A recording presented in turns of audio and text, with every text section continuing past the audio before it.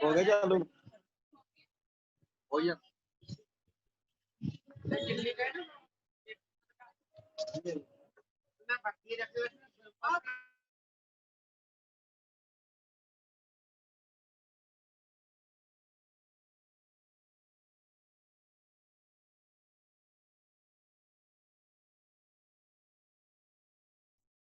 वाहिगुरू वाहिगुरू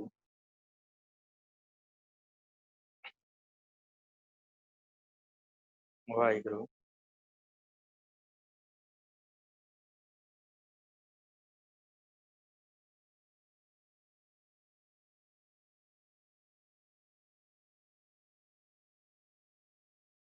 वाहिगुरू वाहिगुरू जी का खालसा वाहिगुरू जी की फतेह। समूह साध संगत जी आप जी जुड़ चुके हो क्लास संथਿਆ ਦੀ ਕਲਾਸ ਜਿਸ ਵਿੱਚ ਆਪਾਂ ਜਪਜੀ ਸਾਹਿਬ ਦੀ ਸੰਥਿਆ ਤੇ ਵਿਆਖਿਆ ਦੇ ਨਾਲ ਸਾਂਝ ਪਾਉਂਦੇ ਆ।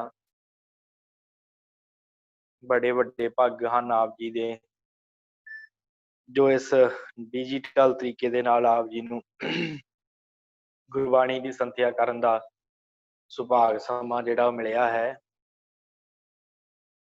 ਆਪਾਂ ਹਰ ਰੋਜ਼ ਸ਼ਾਮ ਨੂੰ ਜੋ ਸਤਿਗੁਰਾਂ ਦੀ ਬਖਸ਼ਿਸ਼ ਕੀਤੀ ਬੜੀ ਪਿਆਰੀ ਤੇ ਮਨੁੱਖਤਾ ਦੇ ਕਲਿਆਣ ਹੇਤੂ ਜੋ ਸਤਿਗੁਰਾਂ ਨੇ ਜਪਜੀ ਸਾਹਿਬ ਦੀ ਬਾਣੀ ਉਚਾਰੀ ਹੈ ਉਸ ਬਾਣੀ ਦੀ ਪਾਵਨ ਸੰਥਿਆ ਆਪਾਂ ਰੋਜ਼ ਵਿਚਾਰਦੇ ਹਾਂ। 27 ਪੌੜੀਆਂ ਤੱਕ ਆਪਾਂ ਜਪਜੀ ਸਾਹਿਬ ਦੀ ਵਿਆਖਿਆ ਤੇ ਜਪਜੀ ਸਾਹਿਬ ਦੀ ਵਿਚਾਰ ਜਿਹੜੀ ਹੈ ਜਪਜੀ ਸਾਹਿਬ ਦੀ ਸੰਥਿਆ ਜੋ ਹੈ ਕਰ ਚੁੱਕੇ ਹਾਂ। ਹੁਣ ਆਪਾਂ ਜੋ ਆਰੰਭਤਾ ਹੈ ਉਹ 28ਵੀਂ ਪੌੜੀ ਤੋਂ ਕਰਨੀ ਹੈ। ਤੋ ਸੰਗਤ ਜੁੜ ਜਾਵੇ ਫਿਰ ਆਪਾਂ 1-2 ਮਿੰਟ ਦੇ ਵਿੱਚ ਹੀ ਜਿਹੜੀ ਸੰਥਿਆ ਉਹਦੀ ਆਰੰਭਤਾ ਕਰਦੇ ਹਾਂ। ਫਿਰ ਆਪ ਜੀ ਦਾ ਸਭ ਸਮੂਹ ਸੰਗਤ ਦਾ ਤਹਿ ਦਿਲੋਂ ਧੰਨਵਾਦ। 1 ਮਿੰਟ ਦੇ ਵਿੱਚ ਹੀ ਆਪਾਂ ਆਰੰਭਤਾ ਕਰਦੇ ਹਾਂ।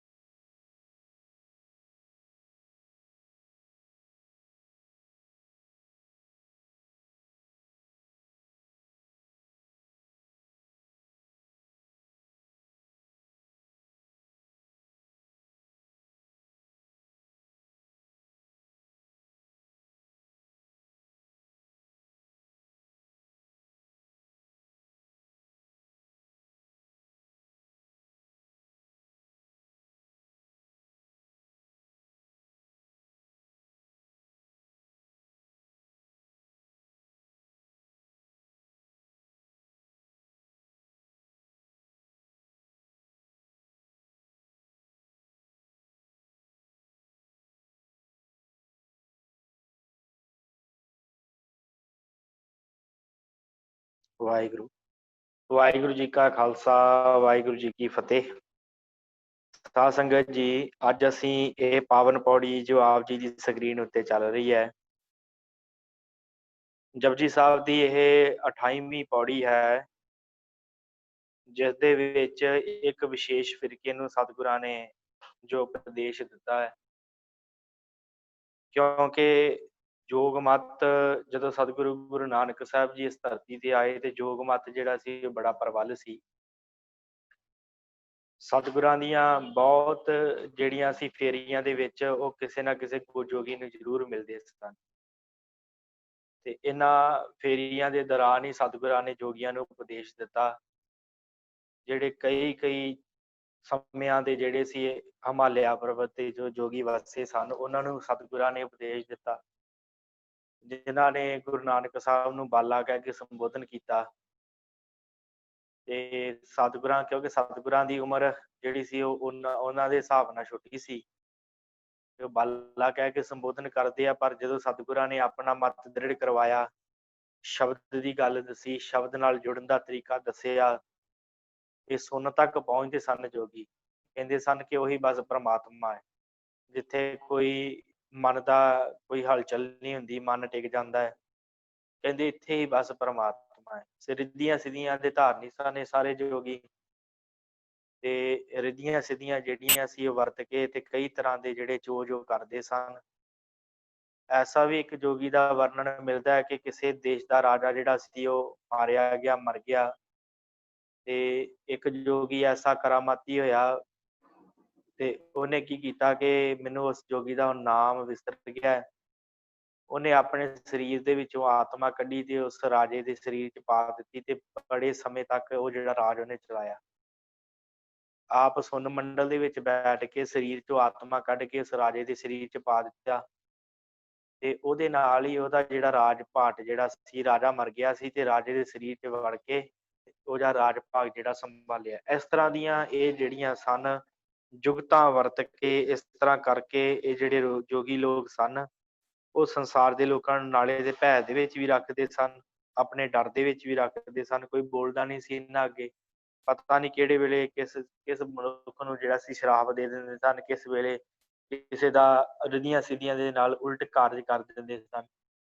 ਇਹ ਐਸਾ ਇਹਨਾਂ ਦਾ ਪ੍ਰਤਾਪ ਸੀ ਤੇ ਲੋਕ ਇਹਨਾਂ ਤੋਂ ਪ੍ਰਭਾਵਿਤ ਹੋ ਕੇ ਕਿ ਇਹਨਾਂ ਕੋਲ ਬੜੀਆਂ ਰਿੱਧੀਆਂ ਸਿੱਧੀਆਂ ਤੇ ਕਈ ਜਿਹੜੇ ਸੀ ਲੋਕ ਉਹ ਆਪਣੇ ਘਰ ਬਾਹਰ ਛੱਡ ਕੇ ਯੋਗ ਮੱਤ ਧਾਰਨ ਕਰਕੇ ਭੰਗਰਨਾਥ ਨੂੰ ਗੁਰੂ ਮੰਨ ਕੇ ਤੇ ਉਹ ਕੁਝ ਪਹਾੜਾਂ ਦੀਆਂ ਕੰਧਾਂ 'ਚ ਚਲੇ ਗਏ, ਕੁਝ ਜਿੱਥੇ-ਜਿੱਥੇ ਜਾ ਕੇ ਇਹਨਾਂ ਨੇ ਫਿਰ ਕਠਿਨ ਤਪ ਕਰਕੇ ਰਿੱਧੀਆਂ ਸਿੱਧੀਆਂ ਦੀ ਪ੍ਰਾਪਤੀ ਕੀਤੀ।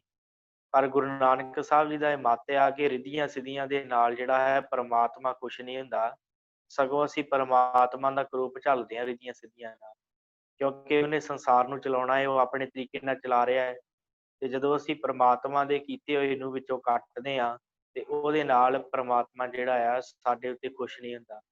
ਇਸ ਕਰਕੇ ਸਤਿਗੁਰਾਂ ਨੇ ਜਿਸ ਜਗ੍ਹਾ ਦੇ ਉੱਤੇ ਵੀ ਗਏ ਉੱਥੇ ਹੀ ਇਹਨਾਂ ਦੇ ਨਾਲ ਜਿਹੜਾ ਹੈ ਯੋਗ ਮੱਤ ਦੇ ਇਹਨਾਂ ਸਾਧੂਆਂ ਦੇ ਨਾਲ ਜਾ ਕੇ ਵਿਚਾਰਾਂ ਕੀਤੀਆਂ। ਜਿਵੇਂ ਨਾਨਕਮਤੀ ਦਾ ਇਤਿਹਾਸ ਆਪ ਜੀ ਨੂੰ ਪਤਾ ਹੋਵੇਗਾ, ਜਿਸ ਜਗ੍ਹਾ ਦੇ ਉੱਤੇ ਜੋਗੀ ਬੈਠੇ ਸਨ ਤੇ ਉਹ ਕਹਿੰਦੇ ਸਨ ਕਿ ਇਹ ਗੁਰਖ ਮਤਾ ਹੈ, ਇਹ ਗੁਰਖ ਦਾ ਵਸਾਇਆ ਹੋਇਆ, ਇੱਥੇ ਜਿਹੜੇ ਜੋਗੀ ਲੋਕ ਹੀ ਰਹਿ ਸਕਦੇ ਆ। ਪਰ ਗੁਰੂ ਨਾਨਕ ਸਾਹਿਬ ਨੇ ਐਸਾ ਜਾ ਕੇ ਉੱਥੇ ਜਿਹੜਾ ਸੀ ਨਾਮ ਦਾ ਉਪਦੇਸ਼ ਦਿੱਤਾ। ਐਸੀਆਂ ਜਦੋਂ ਉਹਨਾਂ ਨੇ ਕਰਾਮਾਤਾਂ ਵਿਖਾਈਆਂ ਤੇ ਸਤਿਗੁਰੂ ਗੁਰੂ ਨਾਨਕ ਸਾਹਿਬ ਨੇ ਜਦੋਂ ਸ਼ਬਦ ਦੇ ਨਾਲ ਉਹਨਾਂ ਨੂੰ ਆਪਣੀਆਂ ਕਰਾਮਾਤਾਂ ਦਿਖਾਈਆਂ ਤੇ ਸਾਰੇ ਗੁਰੂ ਨਾਨਕ ਸਾਹਿਬ ਦੇ ਅੱਗੇ ਝੁਕ ਗਏ। ਫਿਰ ਉਸ ਤੋਂ ਬਾਅਦ ਉੱਥੇ ਸਤਿਗੁਰਾਂ ਨੇ ਜਿਹੜਾ ਸੀ, ਇਹਨਾਂ ਨੇ ਇੱਕ ਜੋਗੀ ਛੋਟਾ ਬੱਚਾ ਜਿਹੜਾ ਸੀ ਉਹਨੂੰ ਜ਼ਮੀਨ ਦੇ ਵਿੱਚ ਵਾੜ ਦਿੱਤਾ ਤੇ ਜਦੋਂ ਪੁੱਛਿਆ ਉਹਨੂੰ ਕਿ ਤੂੰ ਦੱਸ ਧਰਤੀ ਕਿਹਦੀ ਹੈ ਤੇ ਬੱਚੇ ਨੇ ਆਵਾਜ਼ ਦਿੱਤੀ ਕਿ ਇਹ ਗੋਰਖ ਦੀ ਹੈ ਧਰਤੀ। ਤੇ ਫਿਰ ਸਤਿਗੁਰਾਂ ਨੇ ਕਿਹਾ ਕਿ ਮੈਂ ਪੁੱਛਦਾ ਇਸ ਧਰਤੀ ਨੂੰ, ਧਰਤੀ ਕਿਹਦੀ ਹੈ। ਜਦੋਂ ਸਤਿਗੁਰਾਂ ਨੇ ਕਿਹਾ ਵੀ ਭਾਈ ਧਰਤੀ ਕਿਹਦੀ ਹੈ ਤੇ ਆਵਾਜ਼ ਆਈ ਨਾਨਕ ਮਤਾ। ਮਤਾ ਦਾ ਅਰਥ ਕਿ ਇਹ ਧਰਤੀ ਜਿਹੜੀ ਹੈ, ਜਗ੍ਹਾ ਜਿਹੜੀ ਹੈ ਨਾਨਕ ਦੀ ਹੈ, ਇਹ ਨਾਨਕ ਮਤਾ ਹੈ, ਗੁਰਖ ਮਤਾ ਨਹੀਂ। ਫਿਰ ਉਸ ਤੋਂ ਬਾਅਦ ਉਸ ਸਥਾਨ ਦੇ ਉੱਤੇ ਜਿਹੜਾ ਹੈ ਅੱਜ ਵੀ ਗੁਰਦੁਆਰਾ ਸਾਹਿਬ ਸੁਸ਼ੋਭਿਤ ਹੈ। ਜਦੋਂ ਛੇਵੇਂ ਪਾਤਸ਼ਾਹ ਜੀ ਦਾ ਸਮਾਂ ਆਇਆ ਫਿਰ ਇਹਨਾਂ ਨੇ ਉਸ ਗੋਰਖ ਮੱਥੇ ਦੇ ਵਿੱਚ ਜੋ ਨਾਨਕ ਮਤਾ ਬਣ ਗਿਆ ਸੀ, ਉੱਥੇ ਇੱਕ ਰੁੱਖ ਸੀਗਾ, ਉਹਨੂੰ ਇਹਨਾਂ ਨੇ ਜਿਹੜਾ ਸੀ ਅੱਗ ਲਾ ਦਿੱਤੀ ਸੀ ਜੋਗੀਆਂ ਨੇ ਤੇ ਫਿਰ ਕਬਜ਼ਾ ਮੁੜ ਸਥਾਪਿਤ ਕਰ ਲਿਆ ਸੀ। ਫਿਰ ਛੇਵੇਂ ਪਾਤਸ਼ਾਹ ਉੱਥੇ ਗਏ ਤੇ ਇਹਨਾਂ ਨੇ ਜੋਗੀਆਂ ਨੂੰ ਭਜਾ ਕੇ ਉੱਥੋਂ ਤੇ ਫਿਰ ਉਹ ਜਿਹੜਾ ਰੁੱਖ ਸੀ ਜਿਹਦੇ ਥੱਲੇ ਗੁਰੂ ਨਾਨਕ ਸਾਹਿਬ ਬੈਠੇ ਸਨ, ਉਸ ਰੁੱਖ ਨੂੰ ਫਿਰ ਜਿਹੜਾ ਸੀ ਜਲ ਉੱਤੇ ਛਿੜਕ ਕੇ ਤੇ ਉਹਨੂੰ ਫਿਰ ਹਰਿਆ ਭਰਿਆ ਕੀਤਾ ਸੀ। ਇਸ ਤਰ੍ਹਾਂ ਫਿਰ ਉਸ ਜਗ੍ਹਾ ਅੱਜ ਵੀ ਸਥਾਪਿਤ ਹੈ, ਆਪ ਜੀ ਉਸ ਜਗ੍ਹਾ ਦਰਸ਼ਨ ਕਰ ਸਕਦੇ ਹੋ। ਗੋਰਖ ਮੱਥਾ ਨਾਮ ਦਾ ਉਹ ਸਥਾਨ ਹੈ ਤੇ ਅਚਲ ਬਟਾਲੇ ਸਤਿਗੁਰਾਂ ਦੀ ਇਹਨਾਂ ਦੇ ਨਾਲ ਜਿਹੜੀ ਹੈ ਵਿਚਾਰ ਚਰਚਾ ਹੋਈ ਜੋਗੀਆਂ ਦੇ ਨਾਲ। ਫਿਰ ਗੁਰੂ ਨਾਨਕ ਸਾਹਿਬ ਦੀ ਵਿਚਾਰ ਚਰਚਾ ਜਿਹੜੀ ਹੈ ਹਿਮਾਲਿਆ ਪਰਬਤ ਦੇ ਵਿੱਚ ਜਿਹੜੇ 200 400 ਸਾਲਾਂ ਤੋਂ ਪੁਰਾਣੇ ਜੋਗੀ ਬੈਠੇ ਸਨ। ਇਹ ਕੀ ਕਰਦੇ ਸਨ, ਕਿਉਂਕਿ ਅਸੀਂ ਸਵਾਸਾਂ ਦੇ ਨਾਲ ਸਾਨੂੰ ਪ੍ਰਮਾਤਮਾ ਨੇ ਸਵਾਸ ਦਿੱਤੇ ਹੋਏ ਆ ਤੇ ਸਵਾਸਾਂ ਦੇ ਨਾਲ ਹੀ ਅਸੀਂ ਜਿੰਨੇ ਆਪਣੇ ਜਿੰਨੇ ਸਵਾਸ ਅਸੀਂ ਖਰਚਦੇ ਹਾਂ ਰੋਜ਼ ਦਿਨ ਦੇ ਵਿੱਚ, ਤਾਂ ਹੀ ਤੇ ਕਹਿੰਦੇ ਨਾ ਸਾਸ ਸਾਸ ਸਿਮਰੋ ਗੋਬਿੰਦ, ਤੇ ਆਪਣੇ ਜਿਹੜੇ ਸਾਸ ਆ ਉਹਨਾਂ ਨੂੰ ਵਿਰਥੇ ਨਾ ਜਾਣ ਦਿਓ, ਪ੍ਰਮਾਤਮਾ ਨੂੰ ਸਿਮਰੋ। ਤੇ ਉਹ ਕੀ ਕਰਦੇ ਸਨ, ਆਪਣੇ ਸਵਾਸ ਰੋਕ ਲੈਂਦੇ ਸਨ ਤੇ ਜਦੋਂ ਸਵਾਸ ਬੰਦੇ ਦੇ ਰੁਕ ਜਾਂਦੇ ਫਿਰ ਇਹਦੀ ਉਮਰਾਂ ਵੱਧ ਜਾਂਦੀ ਹੈ ਤੇ ਉਹ ਰਿੱਧੀਆਂ ਸਿੱਧੀਆਂ ਦੇ ਨਾਲ ਕਠਿਨ ਤਪ ਘਾਲਣਾ ਕਰਕੇ ਤੇ ਆਪਣੀ ਈੜਾ ਪਿੰਗਲਾ ਸੁਖਮਨਾ ਨਾੜੀਆਂ ਜਿਹੜੀਆਂ ਉਹਨਾਂ ਨੂੰ ਸਿੱਧੀਆਂ ਕਰਕੇ ਤੇ ਆਪਣੇ ਜਿਹੜੇ ਸਵਾਸ ਆ ਉਹ ਦਸਮ ਦੁਆਰ 'ਤੇ ਚੜਾ ਲੈਂਦੇ ਸਨ। ਤੇ ਉਹਦੇ ਨਾਲ ਕੀ ਹੁੰਦਾ ਸੀ ਕਿ ਕਈ ਸਾਲ ਜਿਹੜੇ ਏਦਾਂ ਹੀ ਬੈਠੇ ਰਹਿੰਦੇ ਇੱਕ ਅਵਸਥਾ ਦੇ ਵਿੱਚ ਹੀ ਤੇ ਕਈ ਸਾਲ ਇਸੇ ਤਰ੍ਹਾਂ ਬੀਤ ਜਾਂਦੇ ਤੇ ਉਹਦੇ ਨਾਲ ਕੀ ਹੁੰਦਾ ਕਿ ਉਹਨਾਂ ਦੀ ਉਮਰ ਜਿਹੜੀ ਆ ਉਹ ਜ਼ਿਆਦੀ ਨਾ ਲੱਗਦੀ, ਉਹਨਾਂ ਦੀ ਉਮਰ ਠਹਿਰ ਜਾਂਦੀ। ਭਾਵ ਉਹ ਛੇਤੀ ਬੁੱਢੇ ਨਾ ਹੁੰਦੇ, ਛੇਤੀ ਉਹ ਮਰਨ ਵੱਲ ਨਾ ਜਾਂਦੇ। ਇਸ ਤਰ੍ਹਾਂ ਕਰਕੇ ਇਹਨਾਂ ਦੀ ਉਮਰਾਂ ਬਹੁਤ ਲੰਬੀ ਸੀ। ਫਿਰ ਸਤਿਗੁਰਾਂ ਨੇ ਇਹਨਾਂ ਨੂੰ ਉਪਦੇਸ਼ ਦਿੱਤਾ। ਸਤਿਗੁਰਾਂ ਨੇ ਕਿਹਾ, ਸਿੱਧ ਸ਼ੁਭ ਬੈਠੇ ਪਰਬਤੀ ਕੌਣ ਜਗਤ ਕੋ ਪਾਰ ਉਤਾਰਾ। ਭਾਈ ਗੁਰਦਾਸ ਜੀ ਨੇ ਗੱਲ ਕੀਤੀ।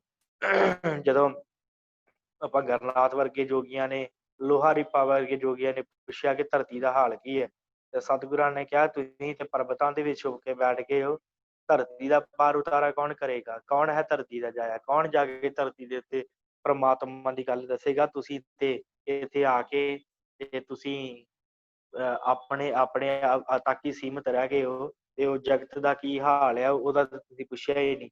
ਸਿੱਧ ਸ਼ੁਭ ਬੈਠੇ ਪਰਬਤੀ ਕੌਣ ਜਗਤ ਕੋ ਪਾਰ ਉਤਾਰਾ, ਇਹ ਜਗਤ ਦਾ ਪਾਰ ਉਤਾਰਾ ਕੌਣ ਕਰੇਗਾ? ਫਿਰ ਇਹਨਾਂ ਨੇ ਸਤਿਗੁਰਾਂ ਨੇ ਇਹ ਗੱਲ ਵੀ ਕਹੀ ਸੀ। ਜਦੋਂ ਇਹਨਾਂ ਨੇ ਪੁੱਛਿਆ ਕਿ ਭਾਈ ਤੂੰ ਗ੍ਰਸਤੀ ਹੈ, ਤੇ ਸਤਿਗੁਰਾਂ ਨੇ ਕਿਹਾ, ਹਾਂ ਭਾਈ ਮੈਂ ਗ੍ਰਸਤੀ ਹਾਂ, ਮੇਰੇ 2 ਬੱਚੇ ਹਨ। ਤੇ ਉਸ ਸਮੇਂ ਫਿਰ ਇਹਨਾਂ ਨੇ ਕਿਹਾ ਕਿ ਤੂੰ ਤੇ ਦੁੱਧ ਦੇ ਵਿੱਚ ਕਾਂਜੀ ਪਾ ਦਿੱਤੀ, ਕਿ ਤੂੰ ਤੇ ਇਹ ਜਿਹੜਾ ਦੁੱਧ ਹੈ ਦੁੱਧ ਹੀ ਫਟਾ ਲਿਆ, ਇਹ ਜੀਵਨ ਤੈਨੂੰ ਦੁੱਧ ਵਰਗਾ ਮਿਲਿਆ ਸੀ, ਤੂੰ ਵਿਆਹ ਕਰਾ ਕੇ ਇਹਦੇ ਵਿੱਚ ਕਾਂਜੀ ਪਾ ਦਿੱਤੀ। ਇਹਦੇ ਜਿਵੇਂ ਦੁੱਧ ਫੁੱਟ ਜਾਂਦਾ ਇਸ ਤਰ੍ਹਾਂ ਇਹ ਜਿਹੜਾ ਹੈ ਇਹ ਫੁੱਟ ਗਿਆ ਤੇਰਾ ਜੀਵਨ। ਤੇ ਸਤਿਗੁਰਾਂ ਨੇ ਉਸ ਸਮੇਂ ਕਿਹਾ ਸੀ ਕਿ ਤੇਰੀ ਮਾਂ ਕੁਚੱਜੀ ਆਈ, ਕਿ ਜੇ ਇਹ ਵਿਆਹ ਕਰਾਉਣ ਦੇ ਨਾਲ ਜਿਹੜਾ ਹੈ ਦੁੱਧ ਤੂੰ ਕਹਿੰਦਾ ਹੈ ਕਿ ਪਿਟਿਆ ਗਿਆ, ਤੂੰ ਕਾਂਜੀ ਪਾ ਦਿੱਤੀ ਦੁੱਧ ਦੇ ਵਿੱਚ, ਤੇ ਸਤਿਗੁਰੂ ਕਹਿੰਦੇ ਫਿਰ ਤੇਰੀ ਮਾਂ ਵੀ ਕੁਚੱਜੀ ਆਈ ਜਿਹਨੇ ਤੈਨੂੰ ਜੰਮਿਆ, ਕਿਉਂਕਿ ਤੂੰ ਵੀ ਤੇ ਇੱਕ ਔਰਤ ਤੋਂ ਹੀ ਜਨਮ ਲਿਆ। ਇਸ ਕਰਕੇ ਇਹੋ ਜਿਹੀਆਂ ਗੱਲਾਂ ਕਈ ਸੁਣਾ ਕੇ ਫਿਰ ਸਤਿਗੁਰਾਂ ਨੇ ਆਪਣਾ ਸ਼ਬਦ ਦਾ ਸਿਧਾਂਤ ਜਿਹੜਾ ਇਹਨਾਂ ਦੇ ਅੱਗੇ ਪ੍ਰਗਟ ਕੀਤਾ। ਇਹਨਾਂ ਆਖਰੀ ਦਮ ਤੱਕ ਗੁਰੂ ਨਾਨਕ ਸਾਹਿਬ ਨੂੰ ਆਪਣੇ ਪੰਥ ਦੇ ਵਿੱਚ ਲਿਆਉਣ ਲਈ ਬੜਾ ਜ਼ੋਰ ਲਾਇਆ। ਇਹਨਾਂ ਨੇ ਇੱਥੋਂ ਤੱਕ ਕੀਤਾ ਕਿ ਇਹ ਜਿਹੜਾ ਬਾਲਾ ਇਹ ਸਾਡੇ ਕੋਲੋਂ ਦੀਖਿਆ ਲੈ ਲਵੇ, ਗੁਰੂ ਨਾਨਕ ਸਾਹਿਬ ਦੀਖਿਆ ਲੈ ਲੈਣ। ਇਹਨਾਂ ਨੇ ਕਈ ਤਰ੍ਹਾਂ ਦੇ ਚੋਜ, ਕਈ ਤਰ੍ਹਾਂ ਦੀਆਂ ਰਿੱਧੀਆਂ ਸਿੱਧੀਆਂ ਵਿਖਾਈਆਂ। ਉਸ ਦਿਨ ਮੈਂ ਅਰਜ਼ ਕੀਤੀ ਸੀ ਕਿ ਇਹਨਾਂ ਨੇ ਇੱਕ ਬਾਟਾ ਦਿੱਤਾ ਕਿ ਜਾਓ ਪਾਣੀ ਦਾ ਭਰ ਕੇ ਲੈ ਕੇ ਆਓ। ਗੁਰੂ ਨਾਨਕ ਸਾਹਿਬ ਗਏ ਤੇ ਜਦੋਂ ਦੇਖਿਆ ਤੇ ਅੱਗੇ ਪਾਣੀ ਨਹੀਂ ਸੀ, ਹੀਰੇ ਜਵਾਹਰਾਤ ਨਾਲ ਭਰਿਆ ਹੋਇਆ ਸੀ ਉਹ ਜਗ੍ਹਾ, ਜਿਸ ਜਗ੍ਹਾ ਤੋਂ ਪਾਣੀ ਆਉਣਾ। ਹੀਰੇ ਜਵਾਹਰਾਤ ਦੇਖੇ ਤੇ ਸਤਿਗੁਰੂ ਵਾਪਸ ਮੁੜ ਆਏ, ਕਹਿੰਦੇ ਕਿ ਜੋਗੀ ਜੀ ਉੱਥੇ ਜਲ ਹੈ ਨਹੀਂ ਆ। ਤੇ ਜੋਗੀ ਨੇ ਕਿਹਾ ਕਿ ਜਲ ਕਿਉਂ ਨਹੀਂ ਹੈਗਾ, ਉੱਥੇ ਹੋਰ ਕੀ ਸੀ? ਤੇ ਸਤਿਗੁਰੂ ਕਹਿੰਦੇ ਉੱਥੇ ਬੜੇ ਹੀਰੇ ਜਵਾਹਰਾਤ ਸਨ। ਜੋਗੀ ਕਹਿੰਦਾ ਤੁਹਾਡਾ ਮਨ ਜਿਹੜਾ ਉਹ ਲੁਭਾਏਮਾਨ ਨਹੀਂ ਹੋਇਆ ਉਹਨਾਂ ਪਦਾਰਥਾਂ ਨੂੰ ਦੇਖ ਕੇ? ਤੇ ਸਤਿਗੁਰੂ ਕਹਿੰਦੇ ਜੇ ਲੁਭਾਏਮਾਨ ਹੋਇਆ ਹੁੰਦਾ ਤੇ ਫਿਰ ਜੇ ਮੈਂ ਮਾਇਆ ਦੀ ਹੀ ਗੱਲ ਕਰਨੀ ਹੁੰਦੀ ਤੇ ਮੈਂ ਸੰਸਾਰ ਵਿੱਚ ਕਰੀ ਜਾਂਦਾ, ਮੈਂ ਤੁਹਾਡੇ ਕੋਲੋਂ ਕੀ ਲੈਣ ਆਉਣਾ ਸੀ। ਸੋ ਸਤਿਗੁਰੂ ਗੁਰੂ ਨਾਨਕ ਸਾਹਿਬ ਨੇ ਇਹਨਾਂ ਨੂੰ ਬੜੇ ਹੀ ਉਪਦੇਸ਼ ਦਿੱਤੇ। ਇੱਥੋਂ ਤੱਕ ਇਹਨਾਂ ਨੇ ਗੁਰੂ ਨਾਨਕ ਸਾਹਿਬ ਜੀ ਦਾ ਜੋ ਸਿਧਾਂਤ ਹੈ ਨਾ ਵੰਡ ਛਕਣ ਦਾ, ਉਹਦੀ ਇਹਨਾਂ ਨੇ ਖਿੱਲੀ ਉਡਾਈ, ਉਹਦਾ ਮਜ਼ਾਕ ਉਡਾਇਆ ਕਿ ਕਿਵੇਂ ਵੰਡ ਛਕੇ, ਇਹ ਸਿਧਾਂਤ ਜਿਹੜਾ ਤੇ ਚੰਗਾ ਹੀ ਨਹੀਂ ਆ। ਇਹਨਾਂ ਨੇ ਕੀ ਕੀਤਾ, ਸਤਿਗੁਰੂ ਕਹਿੰਦੇ ਬੜਾ ਵਧੀਆ ਸਿਧਾਂਤ ਹੈ, ਇਹਦੇ ਨਾਲ ਦੁਨੀਆ ਦਾ ਬੜਾ ਪਾਰ ਉਤਾਰਾ ਹੋ ਸਕਦਾ, ਬੜਾ ਭਲਾ ਹੋ ਸਕਦਾ ਹੈ, ਵੰਡ ਛਕੋ ਉਪਦੇਸ਼ ਦੇ ਨਾਲ। ਤੇ ਇਹ ਕਹਿੰਦੇ ਕਿ ਆਹ ਲਓ ਫੜੋ ਤਿਲ, ਤੇ ਸਾਨੂੰ ਇਹ ਤਿਲ ਜਿਹੜਾ ਵੰਡ ਕੇ ਦਿਖਾਓ। ਸਤਿਗੁਰਾਂ ਨੇ ਲਾਗੇ ਦੌਰਾ ਤੇ ਡੰਡਾ ਪਿਆ ਸੀ, ਜਿਹਨੂੰ ਕਹਿੰਦੇ ਆ ਸੁਨਹਿਰਾ ਸਲੋਤਰ ਨਿਹੰਗ ਸਿੰਘ ਜਾਂ ਚੱਠੂ ਮੂੰਗਲੀ ਆਪਾਂ ਕਹਿ ਲਓ। ਉਹਦੇ ਵਿੱਚ ਪਾ ਕੇ ਤੇਲ ਸਤਿਗੁਰਾਂ ਨੇ ਕੁੱਟ ਕੇ ਤੇ ਵਿੱਚ ਜਲ ਪਾਇਆ, ਤੇ ਉਹ ਜਦੋਂ ਜਲ ਵਧਾ ਕੇ ਸਤਿਗੁਰਾਂ ਨੇ ਸਾਰਿਆਂ ਦੇ ਵਿੱਚ ਜਲ ਵੰਡ ਦਿੱਤਾ। ਕਹਿੰਦੇ ਇਸ ਤਰ੍ਹਾਂ ਵੰਡ ਛਕੋ ਦਾ ਸਿਧਾਂਤ ਹੈ, ਇਸ ਤਰ੍ਹਾਂ ਵੰਡਿਆ ਜਾ ਸਕਦਾ। ਤੋ ਕਹਿਣ ਤੋਂ ਭਾਵ ਇਹਨਾਂ ਨੇ ਪੂਰਾ ਜ਼ੋਰ ਲਾਇਆ, ਪਰ ਸਤਿਗੁਰਾਂ ਨੇ ਜਦੋਂ ਇਹਨਾਂ ਨੂੰ ਸ਼ਬਦ ਦੀ ਕਰਾਮਾਤ, ਸ਼ਬਦ ਦੀ ਰੌਸ਼ਨੀ ਦੇ ਵਿੱਚ ਇਹਨਾਂ ਨਾਲ ਗੱਲ ਕੀਤੀ ਕਿ ਅਸਲ 'ਚ ਸ਼ਬਦ ਕੀ ਹੈ, ਕਿਵੇਂ ਵਰਤਦਾ ਹੈ, ਕਿਵੇਂ ਮਨੁੱਖ ਉਸ ਅਕਾਲ ਪੁਰਖ ਦੇ ਦਰ ਤੇ ਚੰਗੇ ਕਰਮ ਕਰਕੇ ਕਿਵੇਂ ਨਾਮ ਜਪ ਕੇ ਉਹਦੇ ਤੱਕ ਪਹੁੰਚਦਾ ਹੈ। ਉੱਥੇ ਰਿੱਧੀਆਂ ਸਿੱਧੀਆਂ ਜਿਹੜੀਆਂ ਆ ਉਹ ਕੋਈ ਵੀ ਕਿਸੇ ਤਰ੍ਹਾਂ ਕੰਮ ਨਹੀਂ ਆਉਂਦੀਆਂ। ਜਿਵੇਂ ਅੱਜ ਵੀ ਆਵੇਗਾ, ਆਪ ਨਾਥ ਨਾਤੀ ਸਭ ਜਾਕੀ ਰਿੱਧ ਸਿਧ ਅਵਰਾ ਸਾਧ। ਸਤਿਗੁਰਾਂ ਨੇ ਇਹਨਾਂ ਨੂੰ ਬੜਾ ਸਮਝਾਇਆ। ਸੋ ਇਹ ਸਭ ਤੋਂ ਪਹਿਲੀ ਪੌੜੀ ਜਿਹੜੀ ਹੈ, ਮੁੰਦਾ ਸੰਤੋਖ ਸਰਮ ਪਤ ਝੋਲੀ ਧਿਆਨ ਕੀ ਕਰਹਿ ਵਿਭੂਤ। ਸਤਿਗੁਰਾਂ ਨੇ ਇੱਥੇ ਉਪਦੇਸ਼ ਦਿੱਤਾ ਹੈ ਕਿ ਅਸਲ 'ਚ ਜੋਗੀ ਕਿਉਂਕਿ ਮੁੰਦਰਾਂ ਪਾਉਂਦੇ ਸਨ, ਹੱਥ 'ਚ ਖੱਪਰ ਰੱਖਦੇ ਸਨ, ਝੋਲੀ ਰੱਖਦੇ ਸਨ ਇੱਕ, ਤੇ ਸਰੀਰ ਉੱਤੇ ਵਿਭੂਤੀ ਲਾਉਂਦੇ ਸਨ। ਉਹ ਸਿਧਾਂਤ ਸਤਿਗੁਰਾਂ ਨੇ ਵਰਤ ਕੇ ਇਹਨਾਂ ਨੂੰ ਗੱਲ ਸਮਝਾਈ ਕਿ ਮੁੰਦਾ ਸੰਤੋਖ ਦੀਆਂ ਮੁੰਦਰਾਂ, ਕੱਚ ਦੀਆਂ ਕੰਨ 'ਚ ਪਾਉਂਦੇ ਸਨ ਮੁੰਦਰਾਂ। ਸਤਿਗੁਰੂ ਕਹਿੰਦੇ ਉਹ ਕੱਚ ਦੀਆਂ ਮੁੰਦਰਾਂ ਨਾ ਤੁਸੀਂ ਕੰਨ ਵਿੱਚ ਪਾਓ, ਸੰਤੋਖ ਦੀਆਂ ਮੁੰਦਰਾਂ ਜਿਹੜੀਆਂ ਉਹ ਕੰਨ 'ਚ ਪਾਉਣੀਆਂ ਕਰੋ।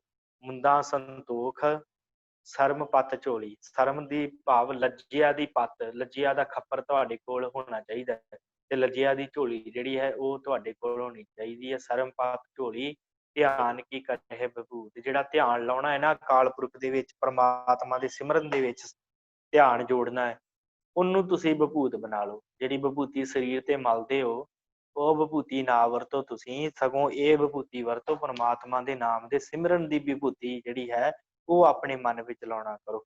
ਮੁੰਦਾ ਸੰਤੋਖ ਸਰਮ ਪਤ ਝੋਲੀ, ਧਿਆਨ ਕੀ ਕਰਹਿ ਵਿਭੂਤ, ਖਿੰਥਾ ਕਾਲ ਕੁਆਰੀ ਕਾਇਆ, ਜੁਗਤ ਡੰਡਾ ਪ੍ਰਤੀਤ।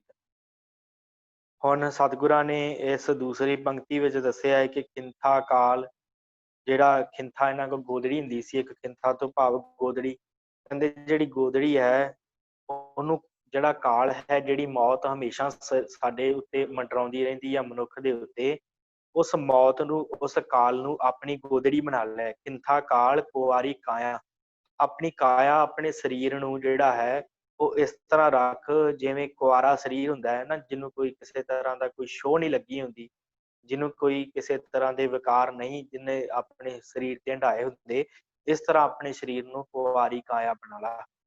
ਖਿੰਥਾ ਕਾਲ ਕੁਆਰੀ ਕਾਇਆ, ਭਾਵ ਕੇ ਪੰਜਾਂ ਵਿਕਾਰਾਂ ਤੋਂ ਮੁਕਤ ਹੋ ਜਾ। ਕੁਆਰੀ ਕਾਇਆ ਜੁਗਤ ਡੰਡਾ ਪ੍ਰਤੀਤ, ਜਿਹੜੀ ਜੁਗਤੀ ਹੈ ਨਾ, ਜਿਹੜੀ ਰਹਿਤ ਆ, ਜੁਗਤ ਤੋਂ ਭਾਵ ਜਿਹੜੀ ਰਹਿਤ, ਜਿਹੜੀ ਇਹ ਜੋਗੀ ਲੋਕ ਆਪਣੀ ਨਿੱਜੀ ਜੀਵਨ ਦੇ ਵਿੱਚ ਆਪਣੇ ਰੋਜ਼ ਸਰੀਰ ਦੀ ਸਫਾਈ ਕਰਦੇ, ਅੰਦਰੋਂ ਬਾਹਰੋਂ ਜਿਹੜਾ ਹੈ ਜਿਹੜੀਆਂ ਪੀੜਾ ਸੁਖਮਨਾ ਤੇ ਪਿੰਗਲਾ ਨਾੜੀਆਂ ਨੂੰ ਸੋਧਦੇ ਆ, ਉਹਦੀ ਸਤਿਗੁਰਾਂ ਨੇ ਗੱਲ ਕੀਤੀ ਹੈ ਕਿ ਉਹ ਜਿਹੜੀ ਜੁਗਤੀ ਤੁਸੀਂ ਵਰਤਦੇ ਹੋ, ਉਸ ਜੁਗਤੀ ਨੂੰ ਜੁਗਤ ਡੰਡਾ ਪ੍ਰਤੀਤ, ਸ਼ਰਧਾ ਦੇ ਵਿੱਚ ਜੁੜ ਕੇ, ਸ਼ਰਧਾ ਵਿੱਚ ਜੁੜਨ ਨੂੰ ਤੂੰ ਆਪਣਾ ਡੰਡਾ ਬਣਾ ਲਾ। ਜੁਗਤੀ ਨੂੰ ਜਿਹੜਾ ਹੈ ਉਹ ਆਪਣਾ ਡੰਡਾ ਬਣਾ ਕੇ ਤੇ ਪ੍ਰਮਾਤਮਾ ਦੇ ਵਿੱਚ ਜੁੜ ਜਾ। ਜੁਗਤ ਡੰਡਾ ਪ੍ਰਤੀਤ, ਪਰਮਾਤਮਾ ਉੱਤੇ ਪੂਰਾ ਭਰੋਸਾ ਤੇ ਪੂਰੀ ਪ੍ਰਤੀਤ ਜਿਹੜੀ ਉਹ ਤੋਂ ਰੱਖ ਲੈ। ਆਈ ਪੰਥੀ ਸਗਲ ਜਮਾਤੀ, ਮਨ ਜੀਤੈ ਜਗ ਜੀਤ। ਆਈ ਪੰਥੀ 12 ਪੰਥ ਹਨ ਇਹਨਾਂ ਦੇ, ਜੋਗੀਆਂ ਦੇ 12 ਫਿਰਕੇ ਆ, ਤੇ ਇਹਨਾਂ 12 ਫਿਰਕਿਆਂ ਦਾ ਸਭ ਤੋਂ ਸਰਮੌਰ ਫਿਰਕਾ ਜਿਹੜਾ ਹੈ ਉਹ ਆਈ ਪੰਥ ਹੈ। ਹੁਣ ਉਸ ਆਈ ਪੰਥ ਦੀ ਗੱਲ ਸਤਿਗੁਰਾਂ ਨੇ ਇੱਥੇ ਕੀਤੀ ਹੈ।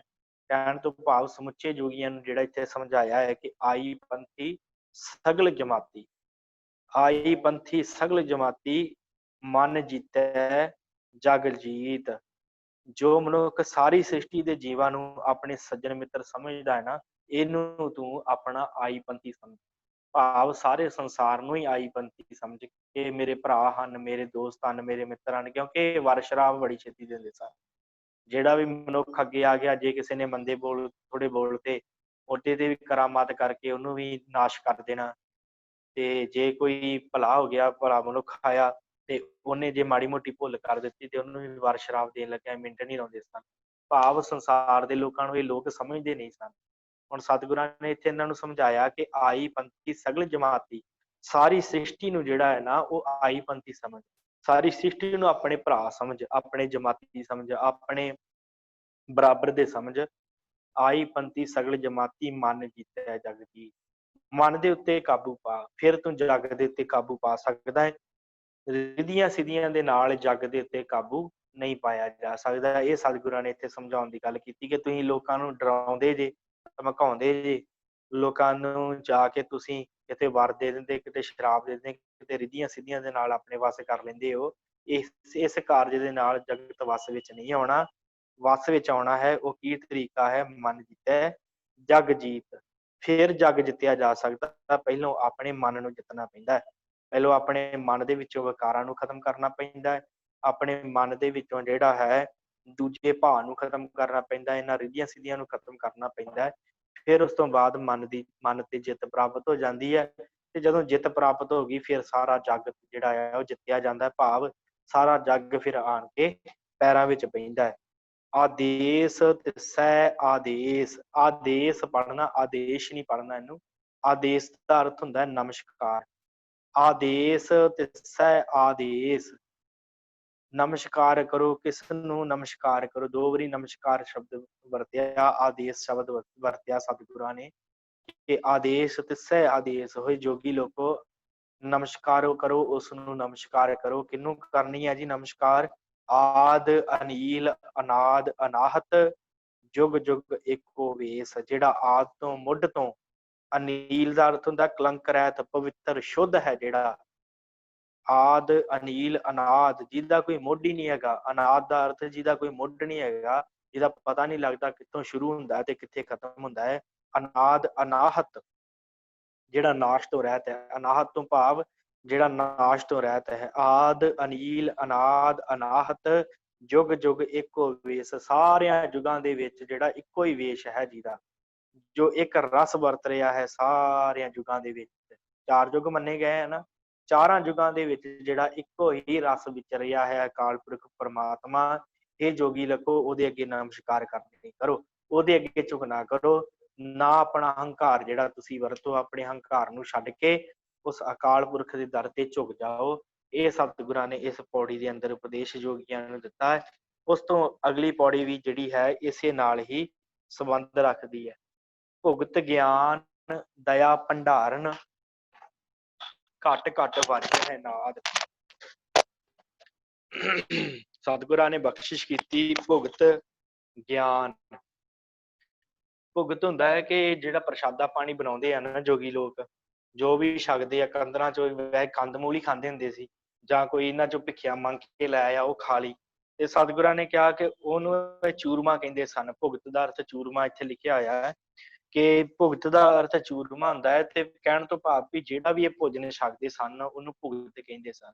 ਸਤਿਗੁਰ ਕਹਿੰਦੇ ਜਿਹੜਾ ਗਿਆਨ ਹੈ ਨਾ ਪਰਮਾਤਮਾ ਦਾ, ਜਿਹੜਾ ਅਧਿਆਤਮਿਕ ਗਿਆਨ ਹੈ, ਬ੍ਰਹਮ ਗਿਆਨ ਹੈ, ਉਸ ਬ੍ਰਹਮ ਗਿਆਨ ਨੂੰ ਤੁਸੀਂ ਆਪਣਾ ਭੋਜਨ ਬਣਾਓ। ਭੁਗਤ ਗਿਆਨ ਦਇਆ ਭੰਡਾਰਨ।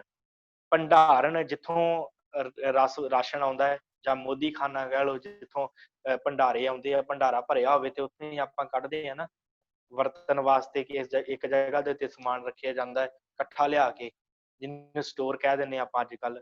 ਤੇ ਸਤਿਗੁਰ ਕਹਿੰਦੇ ਜਿਹੜੀ ਦਇਆ ਹੈ ਨਾ, ਦਇਆ, ਉਹਨੂੰ ਆਪਣਾ ਭੰਡਾਰਨ ਬਣਾ ਲਾ, ਉਹਨੂੰ ਆਪਣਾ ਸਟੋਰ ਬਣਾ ਲਾ, ਉਹਨੂੰ ਆਪਣਾ ਮੋਦੀ ਖਾਨਾ ਬਣਾ। ਭੁਗਤ ਗਿਆਨ, ਜਿਹੜਾ ਤੁਸੀਂ ਭੋਜਨ ਛਕਦੇ ਹੋ ਉਹਨੂੰ ਬ੍ਰਹਮ ਗਿਆਨ ਨੂੰ ਆਪਣਾ ਭੋਜਨ ਬਣਾ ਲਓ। ਦਇਆ ਨੂੰ ਆਪਣਾ ਭੰਡਾਰਾ ਬਣਾ ਲਓ ਜਿੱਥੋਂ ਤੁਸੀਂ ਭੋਜਨ ਲੈ ਕੇ ਆਉਂਦੇ ਜੋ। ਘਟ ਘਟ ਵਾਜੈ ਹੈ ਨਾਦ। ਉਸ ਅਕਾਲ ਪੁਰਖ ਪਰਮਾਤਮਾ ਦਾ ਜਿਹੜਾ ਘਟ ਘਟ ਦੇ ਵਿੱਚ, ਹਰ ਸੰਸਾਰ ਦੀ ਸ਼ੈ ਵਿੱਚ ਨਾਦ ਹੈ, ਹਰ ਸੰਸਾਰ ਦੀ ਸ਼ੈ ਵਿੱਚ ਸ਼ਬਦ ਹੈ। ਉਸ ਸ਼ਬਦ ਨੂੰ ਜਿਹੜਾ ਹੈ ਨਾ ਘਟ ਘਟ ਵਾਜੈ ਨਾਦ, ਉਸ ਨਾਦ ਨੂੰ ਆਪਣੇ ਮਨ ਦੇ ਵਿੱਚ ਵਜਾਉਣਾ ਕਰੋ।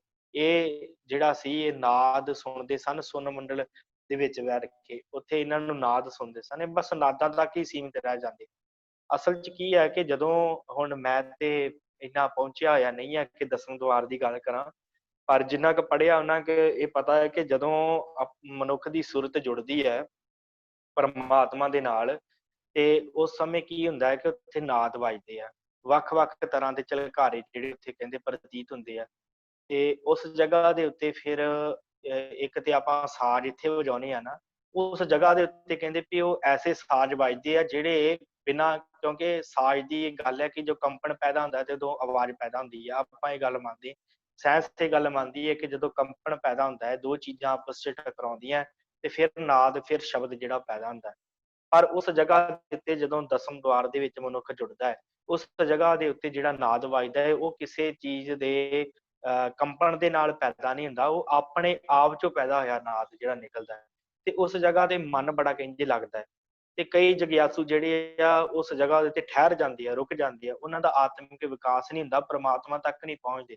ਉਹ ਸਿਰਫ ਉਸੇ ਨੂੰ ਸੁਣੀ ਜਾਂਦੇ ਵਾਰ-ਵਾਰ। ਉਹ ਜਿਹੜਾ ਨਾਦ ਅੰਦਰ ਵੱਜਦਾ ਹੁੰਦਾ ਹੈ ਨਾ 10ਵੇਂ ਦੁਆਰ ਦੇ ਵਿੱਚ, ਉਸ ਨਾਦ ਦੇ ਵਿੱਚ ਹੀ ਲੁਭਾਇਮਾਨ ਹੋ ਜਾਂਦੇ ਆ, ਉਸੇ ਨਾਦ ਨੂੰ ਵਾਰ-ਵਾਰ ਸੁਣਦੇ ਰਹਿੰਦੇ ਆ ਤੇ ਉਹਦੇ ਵਿੱਚ ਹੀ ਖਚਿਤ ਹੋ ਜਾਂਦੇ। ਜਿਹੜੇ ਜੋਗੀ ਲੋਕ ਸਨ ਜਦੋਂ ਸੁਨ ਮੰਡਲ ਦੇ ਵਿੱਚ ਵਿਚਰਦੇ ਸਨ, ਜਦੋਂ ਈੜਾ ਪਿੰਗਲਾ ਸੁਖਮਨਾ ਨਾੜੀਆਂ ਨੂੰ ਸੋਧ ਕੇ, ਜਦੋਂ ਆਪਣੇ ਸਰੀਰ ਦੇ 7 ਚੱਕਰੇ ਸੋਧ ਕੇ 7 ਚੱਕਰਾਂ ਨੂੰ ਜਾਗ੍ਰਿਤ ਕਰਕੇ 10ਵੇਂ ਦੁਆਰ 'ਚ ਪਹੁੰਚਦੇ, ਤੇ ਉੱਥੇ ਫਿਰ ਨਾਦ ਵੱਜਦਾ ਜਿਹੜਾ ਜਿਹਨੂੰ ਅਨਹਦ ਨਾਦ ਕਹਿੰਦੇ ਆ। ਉਹ ਜਦੋਂ ਅਨਹਦ ਨਾਦ ਵੱਜਦਾ, ਉਸ ਅਨਹਦ ਤੋਂ ਭਾਵ ਬਿਨਾਂ ਕਿਸੇ ਟਕਰਾਓ ਤੋਂ, ਅਨਹਦ, ਉਹ ਜਦੋਂ ਅਨਹਦ ਨਾਦ ਵੱਜਦਾ ਤੇ ਇਹ ਜੋਗੀ ਉਸ ਅਨਹਦ ਨਾਦ ਦੇ ਵਿੱਚ ਹੀ ਲੁਭਾਇਮਾਨ ਹੋ ਜਾਂਦੇ, ਉੱਥੇ ਬੈਠ ਜਾਂਦੇ ਕਿ ਉਹਨਾਂ ਦੇ ਭਾਣੇ ਇਹੋ ਹੀ ਪ੍ਰਮਾਤਮਾ ਹੈ ਜੋ ਇਹ ਨਾਦ ਵੱਜਦੇ ਆ। ਪਰ ਸਤਿਗੁਰ ਕਹਿੰਦੇ ਇਦੋਂ ਅੱਗੇ ਵੀ ਇੱਕ ਸਟੇਜ ਹੈ ਜਿੱਥੇ ਸੱਚਖੰਡ ਵਸਿਆ ਨਿਰੰਕਾਰ, ਜਿਹੜੀ ਆਪਾਂ ਅੱਗੇ ਜਾ ਕੇ ਗੱਲ ਕਰਨੀ, ਕਿ ਜਿਸ ਜਗ੍ਹਾ ਦੇ ਉੱਤੇ ਸੱਚਖੰਡ ਹੈ ਤੇ ਜਿੱਥੇ ਅਕਾਲ ਪੁਰਖ ਸੱਚੇ ਪਾਤਸ਼ਾਹ ਬੈਠੇ ਹੋਏ ਆ, ਜਿੱਥੇ ਅਸੀਂ ਪਹੁੰਚਣਾ ਹੈ। ਤੇ ਸਤਿਗੁਰੂ ਕਹਿੰਦੇ ਕਿ ਨਾਦ ਜਿਹੜਾ ਤੁਸੀਂ ਜੋਗੀਏ ਸੁਣਨਾ ਹੈ ਨਾ, ਉਹ ਨਾਦ ਸਾਰੇ ਸੰਸਾਰ ਦੇ ਜੀਵਾਂ ਦੇ ਵਿੱਚ ਜਿਹੜੀ ਸਤਾ ਹੈ, ਸਾਰੇ ਸੰਸਾਰਾਂ ਦੇ ਜੀਵਾਂ ਦੇ ਵਿੱਚ ਜਿਹੜਾ ਉਹ ਅਕਾਲ ਪੁਰਖ ਵਰਤ ਰਿਹਾ ਹੈ, ਉਹਨੂੰ ਨਾਦ ਸਮਝ ਕੇ ਤੇ ਉਹਨੂੰ ਸੁਣਨਾ ਕਰੋ। ਘਟ ਘਟ ਵਾਜੈ ਹੈ ਨਾਦ, ਆਪ ਨਾਥ ਨਾਥੀ ਸਭ ਜਾਕੀ ਰਿੱਧ ਸਿੱਧ ਅਵਰਾ ਸਾਧ। ਉਹ ਪਰਮਾਤਮਾ ਜਿਹੜਾ ਹੈ ਉਹਨੂੰ ਨਾਥ ਬਣਾ ਲਓ ਆਪਣਾ। ਇਹ ਭੰਗਰ ਨਾਥ ਨੂੰ ਆਪਣਾ ਮੰਨਦੇ ਸੀ ਗੁਰੂ। ਵੱਖ ਵੱਖ ਇਹਨਾਂ ਦੇ ਹੋਏ ਆ ਵੱਡੇ ਵੱਡੇ ਜਿਹੜੇ ਸੀ, ਉਹਨਾਂ ਨੂੰ ਇਹ ਕਹਿੰਦੇ ਕਿ ਇਹ ਸਾਡਾ ਗੁਰੂ ਹੈ। ਤੇ ਸਤਿਗੁਰਾਂ ਨੇ ਕਹਿ ਦਿੱਤਾ ਕਿ ਤੁਸੀਂ ਜਿਹੜਾ ਹੈ ਉਹਨਾਂ ਨੂੰ ਨਾਥ ਮੰਨਣ ਤੋਂ, ਉਹਨਾਂ ਨੂੰ ਆਪਣਾ ਗੁਰੂ ਤੋਂ ਮੰਨਣ ਤੋਂ ਇਨਕਾਰੀ ਕਰ ਦਿਓ। ਤੁਸੀਂ ਗੁਰੂ ਕਿਹਨੂੰ ਮੰਨੋ? ਆਪ ਨਾਥ। ਉਹ ਜਿਹੜਾ ਆਪ ਨਾਥ ਹੈ, ਜਿਹੜਾ ਨਾਥ ਹੈ ਸੰਸਾਰ ਦਾ, ਜਿਹਨੇ ਸਾਰੇ ਸੰਸਾਰ ਦੇ ਜੀਵਾਂ ਦੇ ਨੱਕ ਦੇ ਵਿੱਚ ਨੱਥ ਪਾਈ ਹੋਈ ਹੈ।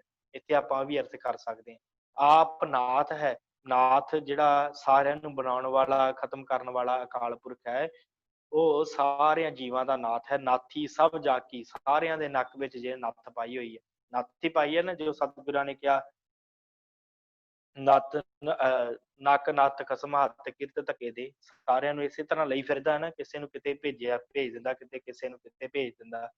ਤੇ ਉਹ ਸਾਰਿਆਂ ਦਾ ਜਿਹੜਾ ਨਾਥ ਹੈ, ਜਿਹਨੇ ਸਾਰਿਆਂ ਦੇ ਨੱਕ ਵਿੱਚ ਨਕੇਲ ਪਾਈ ਹੋਈ ਹੈ, ਉਹਨੂੰ ਆਪਣਾ ਨਾਥ ਮੰਨੋ, ਨਾ ਕਿ ਕਿਸੇ ਭੰਗਰ ਨਾਥ ਨੂੰ ਆਪਣਾ ਜਿਹੜਾ ਹੈ ਨਾਥ ਮੰਨੋ। ਉਸ ਅਕਾਲ ਪੁਰਖ ਨੂੰ ਆਪਣਾ ਨਾਥ ਜਾਣੋ। ਆਪ ਨਾਥ ਨਾਥੀ ਸਭ ਜਾਕੀ, ਜਿਹਨੇ ਸਾਰਿਆਂ ਦੇ ਨੱਕਾਂ ਵਿੱਚ ਨੱਥ ਪਾਈ ਹੋਈ ਆ।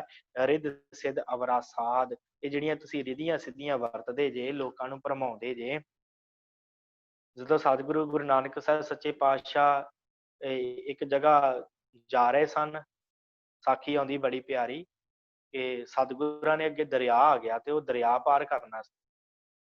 ਦਰਿਆ ਪਾਰ ਕਰਨਾ ਤੇ ਸਤਿਗੁਰੂ ਨੇੜੇ ਇੱਕ ਕਿਸ਼ਤੀ ਵਾਲਾ ਸੀ, ਉਹਨੂੰ ਕਿਹਾ ਭਾਈ ਦਰਿਆ ਪਾਰ ਕਰਾ ਦਿਓ। ਕਹਿੰਦਾ ਜੀ ਮੈਂ ਨਹੀਂ ਪਾਰ ਕਰਾ ਸਕਦਾ, ਤੇ ਮੇਰੀ ਕਿਸ਼ਤੀ ਦੇ ਵਿੱਚ ਕੋਈ ਪ੍ਰੋਬਲਮ ਹੈ, ਮੈਂ ਨਹੀਂ ਪਾਰ ਕਰਾ। ਥੋੜਾ ਗਾਂਹ ਗਏ ਸਤਿਗੁਰੂ, ਚਲੋ ਹੋਰ ਕੋਈ ਵੇਖ ਲੈਂਦੇ ਆ।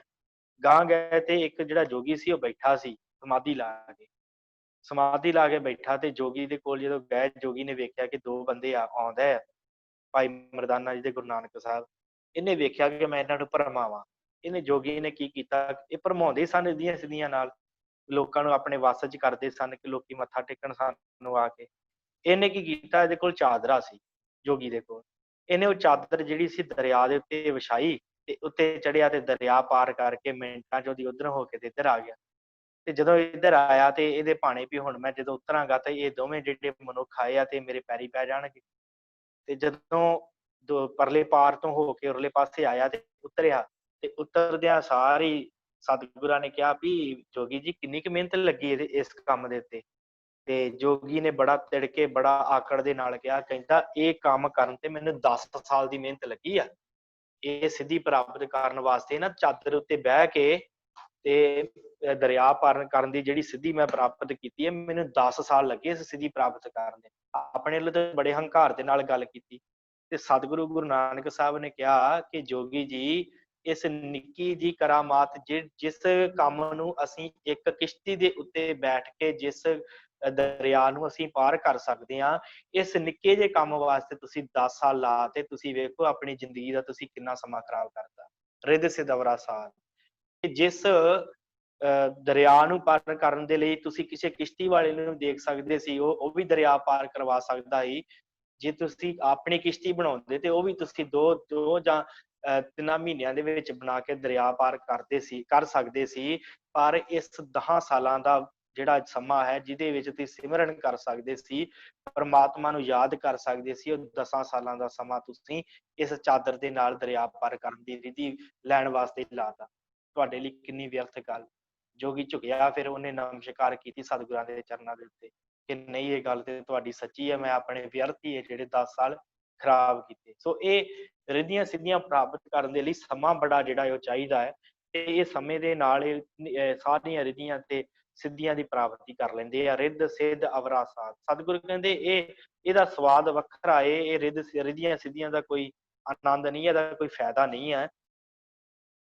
ਤੁਸੀਂ ਜੇ ਲੋਕਾਂ ਨੂੰ ਭਰਮਾਉਣ ਦੇ ਵਾਸਤੇ, ਸਵਾਦ ਲੈਣ ਵਾਸਤੇ ਇਹ ਜਿਹੜੀਆਂ ਰਿੱਧੀਆਂ ਸਿੱਧੀਆਂ ਵਰਤਦੇ ਹੋ, ਇਹਨਾਂ ਨੂੰ ਨਾ ਵਰਤੋ। ਆਪ ਨਾਥ ਨਾਥੀ ਸਭ ਜਾਕੀ। ਉਹ ਜਿਹੜਾ ਨਾਥ ਹੈ ਉਹਦੇ ਅੱਗੇ ਝੁਕ ਜਾਓ। ਸੰਜੋਗ ਵਿਜੋਗ ਦੋਏ ਕਾਰ ਚਲਾਵਹਿ, ਲੇਖੇ ਆਵਹਿ ਭਾਗ। ਸੰਜੋਗ ਤੇ ਵਿਜੋਗ ਸੰਸਾਰ ਦੀ ਕਾਰ ਚਲਾ ਰਹੇ, ਕਿਉਂਕਿ ਸੰਸਾਰ ਦੇ ਵਿੱਚ ਜੀਵਾਂ ਦਾ ਆਉਣਾ ਉਹਨੂੰ ਸੰਜੋਗ ਕਿਹਾ ਜਾਂਦਾ ਹੈ, ਤੇ ਜੀਵਾਂ ਦਾ ਜਾਣਾ ਉਹਨੂੰ ਵਿਜੋਗ ਕਿਹਾ ਜਾਂਦਾ ਹੈ। ਜਾਂ ਕਹਿ ਲਓ ਕਿ ਕਿਸੇ ਚੀਜ਼ ਦਾ ਬਣਨਾ ਜਿਹੜਾ ਉਹ ਸੰਜੋਗ ਦੇ ਵਿੱਚ ਹੈ, ਤੇ ਕਿਸੇ ਚੀਜ਼ ਦਾ ਖਤਮ ਹੋਣਾ ਜਿਹੜਾ ਉਹ ਵਿਜੋਗ, ਉਹਨੂੰ ਵਿਜੋਗ ਕਿਹਾ ਜਾਂਦਾ। ਮਾਤਾ ਪਿਤਾ ਦਾ ਸੰਜੋਗ ਹੋਇਆ, ਪੁੱਤਰ ਨੇ ਜਨਮ ਲਿਆ। ਮਿਸਤਰੀ, ਰਾਜ ਮਿਸਤਰੀ ਦਾ ਤੇ ਇੱਟਾਂ ਦਾ ਸੰਜੋਗ ਹੋਇਆ ਤੇ ਇੱਕ ਮਹਿਲ ਖੜਾ ਕਰ ਦਿੱਤਾ, ਇਹਨੂੰ ਸੰਜੋਗ ਕਿਹਾ ਜਾਂਦਾ ਹੈ। ਬੀਜ ਦਾ ਤੇ ਧਰਤੀ ਦਾ ਸੰਜੋਗ ਹੋਇਆ ਤੇ ਇੱਕ ਰੁੱਖ ਪੈਦਾ ਹੋ ਗਿਆ। ਇਸੇ ਤਰ੍ਹਾਂ ਸਮਾਂ ਬੀਤਿਆ ਤੇ ਵਿਜੋਗ ਆਇਆ ਤੇ ਬੱਚੇ ਦੀ ਮੌਤ ਹੋ ਗਈ, ਬਜ਼ੁਰਗ ਹੋਇਆ, ਮੌਤ ਆਈ ਉਹਨੂੰ ਲੈ ਗਈ, ਵਿਜੋਗ ਹੋ ਗਿਆ। ਫਿਰ ਉਸ ਤੋਂ ਬਾਅਦ ਸਮਾਂ ਆਇਆ ਤੇ ਰੁੱਖ ਵੱਢ ਦਿੱਤਾ ਗਿਆ ਤੇ ਰੁੱਖ ਸੁੱਕ ਗਿਆ, ਜਾਂ ਕਹਿ ਲਓ ਵਿਜੋਗ ਹੋ ਗਿਆ। ਇਸ ਤਰ੍ਹਾਂ ਜਿਹੜਾ ਇੱਕ ਬਣਿਆ ਹੋਇਆ ਮਹਿਲ ਸੀ, ਸਮਾਂ ਆਇਆ ਤੇ ਉਹ ਮਹਿਲ ਜਿਹੜਾ ਖੰਡਰ ਬਣ ਗਿਆ, ਵਿਜੋਗ ਹੋ ਗਿਆ। ਇਹ ਸੰਜੋਗ ਤੇ ਵਿਜੋਗ ਦੇ ਨਾਲ ਸ੍ਰਿਸ਼ਟੀ ਦੀ ਕਾਰ ਚੱਲ ਰਹੀ ਹੈ। ਸੰਜੋਗ ਦੇ ਨਾਲ ਜੀਵ ਇਸ ਧਰਤੀ ਤੇ ਆ ਰਹੇ ਆ ਤੇ ਸੰਸਾਰ ਤੇ ਆਪਣੇ ਆਪਣੇ ਕਾਰਜ ਕਰਕੇ ਜਦੋਂ ਸਮਾਂ ਆਉਂਦਾ, ਜਦੋਂ ਵਿਜੋਗ ਆਉਂਦਾ, ਤੇ ਉਹ ਜਿਹੜੇ ਚੱਲੀ ਜਾ ਰਹੇ ਆ। ਸਤਿਗੁਰੂ ਗੁਰੂ ਗੋਬਿੰਦ ਸਿੰਘ ਜੀ ਨੇ ਚੌਪਈ ਸਾਹਿਬ ਦੀ ਬਾਣੀ ਦੇ ਵਿੱਚ ਇਹਨੂੰ, ਇਸ ਸ਼ਬਦਾਂ ਨੂੰ ਜਿਹੜਾ ਹੈ ਨਾ, ਸੰਜੋਗ ਵਿਜੋਗ ਨੂੰ ਸਤਿਗੁਰਾਂ ਨੇ ਕਹਿ ਦਿੱਤਾ ਕਿ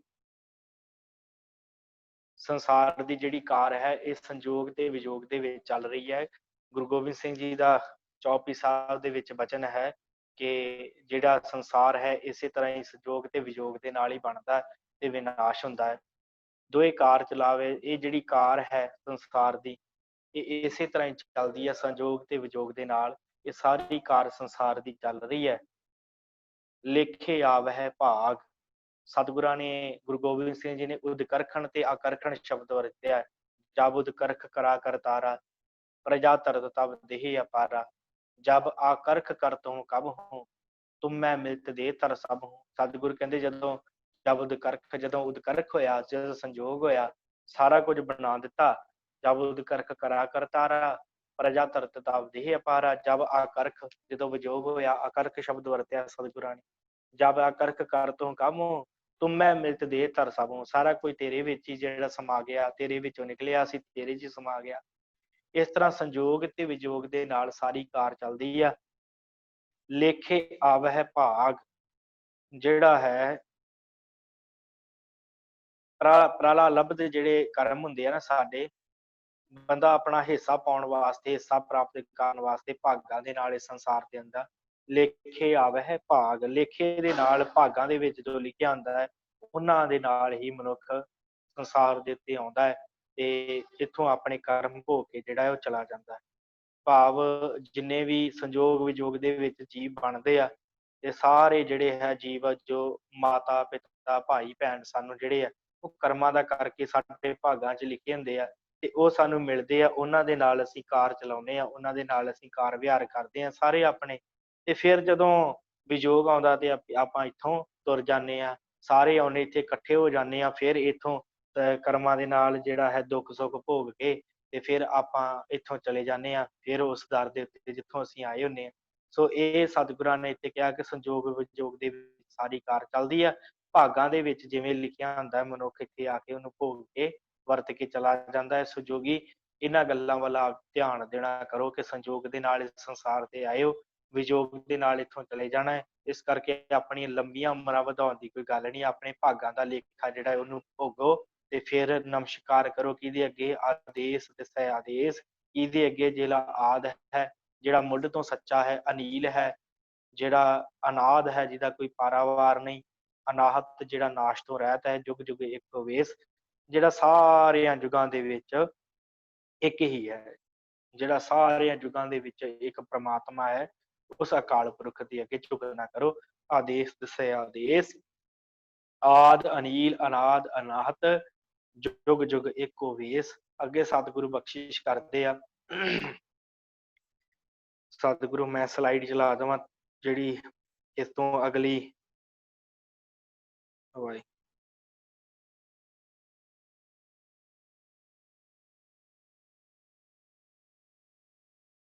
ਹਾਂਜੀ। ਏਕਾ ਮਾਈ ਜੁਗਤ ਵਿਆਹੀ, ਤਿੰਨ ਚੇਲੇ ਪਰਵਾਨ। ਹੁਣ ਸਤਿਗੁਰੂ ਇਸ 30ਵੀਂ ਪੌੜੀ ਦੇ ਵਿੱਚ ਬਖਸ਼ਿਸ਼ ਕਰਦੇ ਆ, ਜੋ ਸੰਸਾਰ ਦਾ ਜੋ ਕਾਰ ਵਿਹਾਰ ਚੱਲ ਰਿਹਾ, ਜਿਹੜੇ ਸੰਜੋਗ ਵਿਜੋਗ ਦੀ ਗੱਲ ਕੀਤੀ, ਉਹਨੂੰ ਇੱਥੇ ਖੋਲਣ ਦਾ ਸਤਿਗੁਰਾਂ ਨੇ ਯਤਨ ਕੀਤਾ ਹੈ ਕਿ ਸੰਸਾਰ ਦੇ ਲੋਕ ਇਹ ਮੰਨਦੇ ਆ ਕਿ ਇੱਕ ਜਿਹੜੀ ਮਾਈ ਹੈ, ਮਾਈ ਤੋਂ ਭਾਵ ਜਿਹੜੀ ਮਾਇਆ ਹੈ, ਉਹ ਜੁਗਤ ਵਿਆਹੀ, ਉਹ ਅਕਾਲ ਪੁਰਖ ਦਾ ਨਾਲ ਵਿਆਹੀ ਗਈ, ਪ੍ਰਸੂਤ ਹੋਈ। ਤੇ ਉਹਦੇ ਨਾਲ ਜਦੋਂ ਵਿਆਹੀ ਗਈ, ਉਹਨਾਂ ਤੋਂ 3 ਚੇਲੇ ਭਾਵ 3 ਉਹਨਾਂ ਦੇ ਪੁੱਤਰ ਪੈਦਾ ਹੋਏ। 3 ਚੇਲੇ ਪ੍ਰਵਾਨ, ਜਿਹੜੇ ਪ੍ਰਵਾਨੇ ਗਏ, ਜਿਨ੍ਹਾਂ ਨੇ ਲੋਕਾਂ ਨੇ ਸਥਾਪਿਤ ਕੀਤਾ। 3 ਦੇਵਤਿਆਂ ਨੂੰ ਲੋਕ ਸਥਾਪਿਤ ਕਰਦੇ ਆ ਨਾ, ਉਹ ਕਹਿੰਦੇ ਆ ਕਿ ਜਿਹੜਾ ਬ੍ਰਹਮਾ ਹੈ ਉਹ ਸ੍ਰਿਸ਼ਟੀ ਨੂੰ ਸਾਜ ਰਿਹਾ ਹੈ, ਤੇ ਜਿਹੜਾ ਵਿਸ਼ਨੂੰ ਹੈ ਉਹ ਸ੍ਰਿਸ਼ਟੀ ਦੀ ਪਾਲਣਾ ਕਰ ਰਿਹਾ ਹੈ, ਰਿਜ਼ਕ ਦੇ ਰਿਹਾ ਹੈ, ਤੇ ਜਿਹੜਾ ਸ਼ਿਵ ਹੈ ਉਹ ਜਨਤਾ ਨੂੰ, ਜੋ ਲੋਕਾਂ ਨੂੰ ਜਿਹੜਾ ਮਾਰ ਰਿਹਾ ਹੈ। ਉਹਨਾਂ ਦੀ ਗੱਲ ਕੀਤੀ। ਇਸੇ ਕਰਕੇ ਜਿਹੜਾ ਬ੍ਰਹਮਾ ਹੈ ਉਹਦੇ 4 ਸਿਰ ਬਣਾ ਦਿੱਤੇ ਕਿ ਉਹ ਸ੍ਰਿਸ਼ਟੀ ਨੂੰ ਚਾਰੇ ਪਾਸਿਆਂ ਤੋਂ ਸਾਜ ਰਿਹਾ ਹੈ।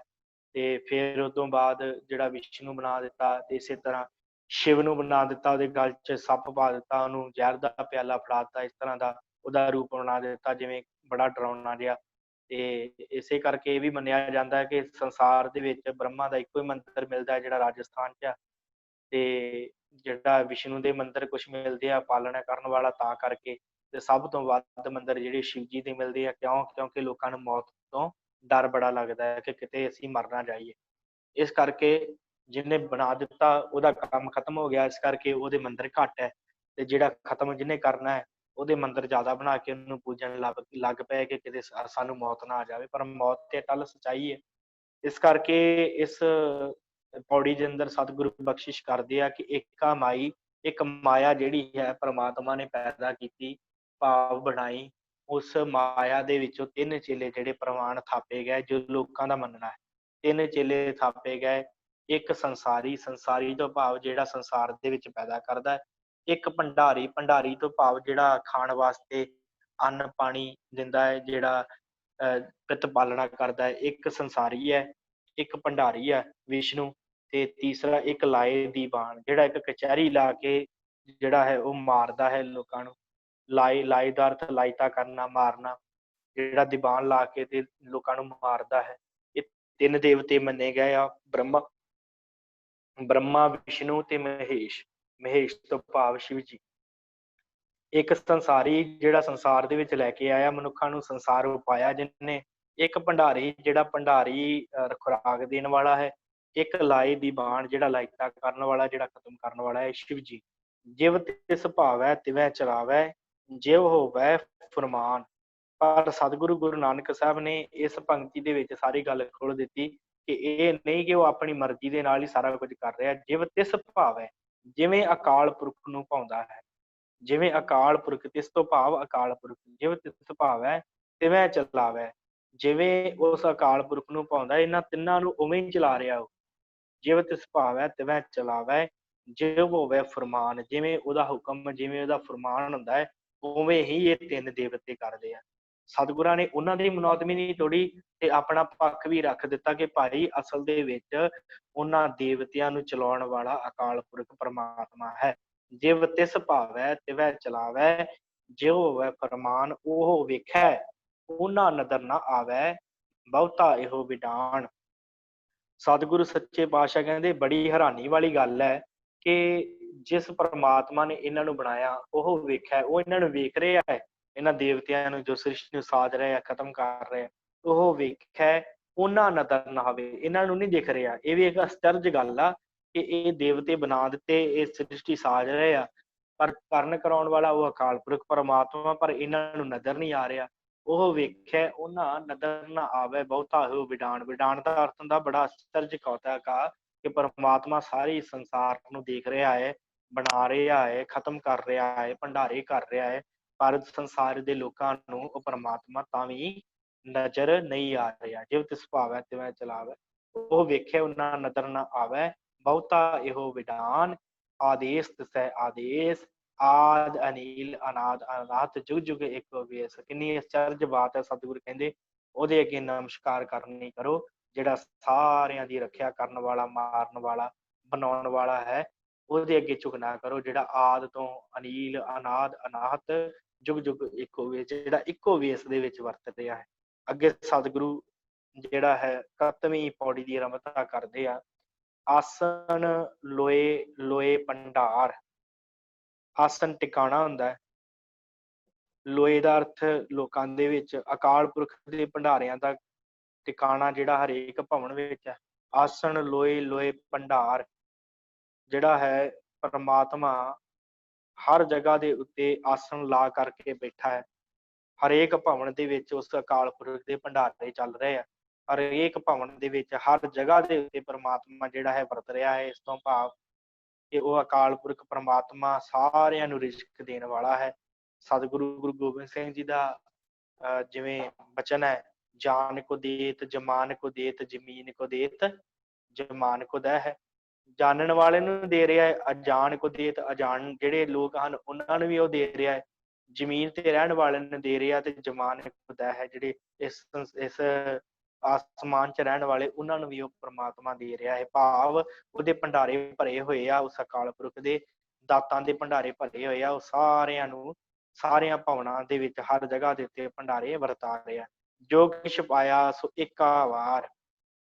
ਜੋ ਕੁਝ ਅਕਾਲ ਪੁਰਖ ਨੇ ਇਹਨਾਂ ਭੰਡਾਰਿਆਂ ਦੇ ਵਿੱਚ ਪਾਇਆ ਨਾ, ਇੱਕੋ ਵਾਰੀ ਪਾ ਦਿੱਤਾ। ਇਹ ਨਹੀਂ ਕਿ ਜਿਵੇਂ ਆਪਣੇ ਭੰਡਾਰਾ ਖਤਮ ਹੋ ਜਾਵੇ, ਸਟੋਰ ਚੋਂ ਸਮਾਨ ਖਤਮ ਹੋ ਜਾਏ ਤੇ ਆਪਾਂ ਨਵਾਂ ਲੈ ਕੇ ਆਉਂਦੇ ਆ। ਪਰ ਸਤਿਗੁਰੂ ਕਹਿੰਦੇ ਕਿ ਉਹਦੇ ਦਾਤਾਂ ਦੇ ਭੰਡਾਰੇ ਇੰਨੇ ਕੁ ਭਰੇ ਹੋਏ ਹਨ ਕਿ ਉਹ ਕਦੀ ਖਤਮ ਹੀ ਨਹੀਂ ਹੋ ਸਕਦੇ। ਇੰਨੇ ਕੁ ਭੰਡਾਰੇ ਭਰੇ ਹੋਏ ਆ। ਜੋ ਕੁਛ ਪਾਇਆ ਸੀ ਇੱਕਾ ਵਾਰ, ਇੱਕੋ ਵਾਰੀ ਉਹਨੇ ਇਹ ਸਾਰੇ ਭੰਡਾਰੇ ਭਰ ਦਿੱਤੇ ਹਨ। ਘਰ ਘਰ ਵੇਖਿਆ ਸਿਰਜਣਹਾਰ। ਸਾਰੀ ਸ੍ਰਿਸ਼ਟੀ ਨੂੰ ਰਚ ਕੇ ਉਹ ਵੇਖ ਰਿਹਾ ਹੈ।